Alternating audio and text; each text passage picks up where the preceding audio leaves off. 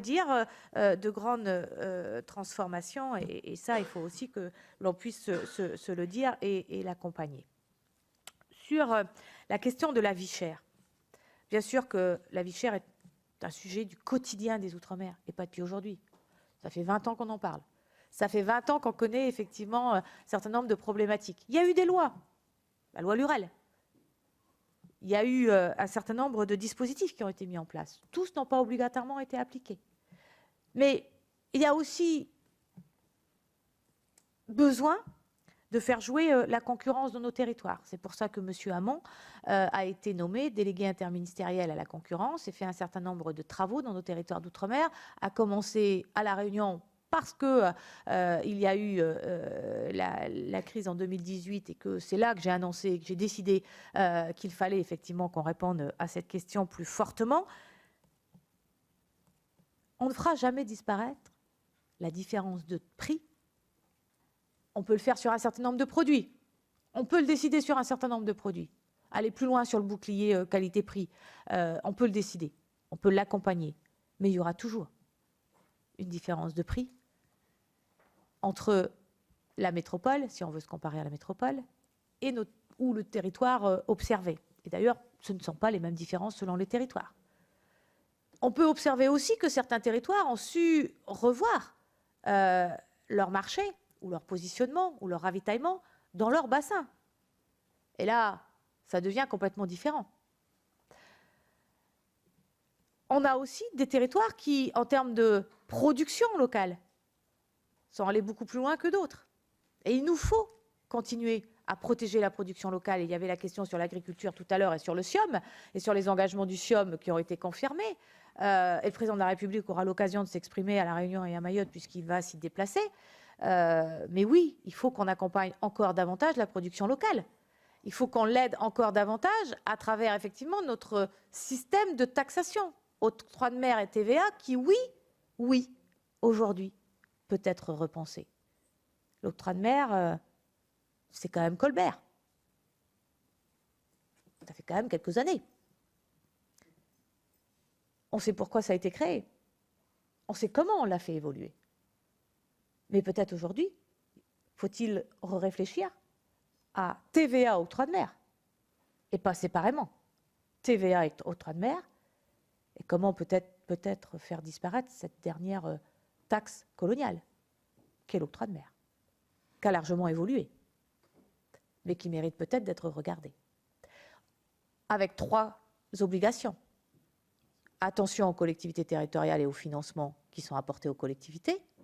Attention à la production locale. Attention à la production locale. Et j'ai oublié le 3e, c'est cool en parlant, ben c'est pas grave, il y en a au moins 2. Et bien sûr, la vie chère, qui n'est pas pire avec un nouveau système que ce qu'on connaît aujourd'hui. Donc concurrence, toujours concurrence, mais aussi sans doute transformation en profondeur de nos modèles. Transformation en profondeur de nos modèles. Et on y arrivera effectivement peut-être. Je rappelle que pour une partie des populations, c'est pour ça que la surrémunération a été mise en place, qui est complètement différente d'ailleurs, montant de surrémunération, qu'on soit sur un territoire ou sur un autre. Pas toujours d'ailleurs très lié à l'évolution des dernières années. Mais le président de la République en a pris l'engagement. Il n'y aura pas de modification de la surrémunération dans les territoires d'outre-mer dans son quinquennat. Mais il y a peut-être à re-regarder les différents taux, la disparité des taux par rapport à la réalité des territoires. Je pense qu'il y a un moment où nous devrons tous ensemble regarder ça. Et comme ça dépend les uns des autres, enfin des compétences des uns et des autres, octroi de mer, compétences collectivité, TVA, compétences État, nous ne pourrons mener ce travail que si nous avons envie de le mener tous ensemble. L'État n'obligera pas à ce type de réforme, sauf à ce que vous m'en demandiez, comme ça a été fait hier dans l'hémicycle, avant-hier à l'Assemblée nationale, de m'en saisir. Ma réponse a été très claire. Je veux bien m'en saisir, à condition que la demande soit beaucoup plus large qu'un seul parlementaire. J'ai entendu la proposition de Victorin Lurel. C'est comme pour le statut. Soit on est tous là, soit je n'avancerai pas, seul. Hein, je sais ce que ça veut dire en bout de course. Je sais ce que ça veut dire en bout de course. Et donc, nous le ferons... Monsieur le Premier ministre, vous connaissez la particularité des territoires d'outre-mer et les difficultés spécifiques et géographiques qu'ils représentent. Vous savez l'attachement de Monsieur le Président de la République à promettre l'amélioration du quotidien des ultramarins. Toutefois, face aux difficultés que rencontrent les Réunionnais à bénéficier des produits à des coûts raisonnables, alors même qu'ils sont aisément accessibles aux métropolitains, face aux revendications des Réunionnais quant à la vie chère, et à la veille d'un déplacement crucial et très attendu du président de la République à La Réunion et à Mayotte, je propose des mesures de justice sociale qui constitueraient un message fort de l'État en direction des populations ultramarines lassées des effets de communication. Afin d'apaiser les tensions, permettre une hausse durable du pouvoir d'achat, de la consommation et du moral ultramarin, et pour enfin mettre en place un cercle vertueux au sein des économies locales, les Réunionnais pourront-ils, Monsieur le Premier ministre, compter sur vous pour soutenir l'amendement que j'ai présenté dans le cadre du PLF 2020, c'est-à-dire permettre une TVA à 0%, tout comme en Guyane et à Mayotte, ce qui donnerait une impulsion au pouvoir d'achat des Réunionnais, des Martiniquais et des Guadeloupéens.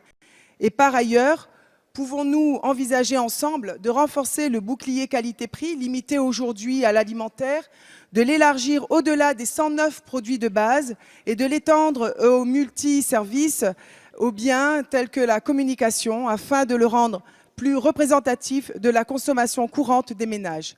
Je vous remercie. Merci Madame la députée. La parole est à Madame Annick Girardin, la ministre des Outre-mer.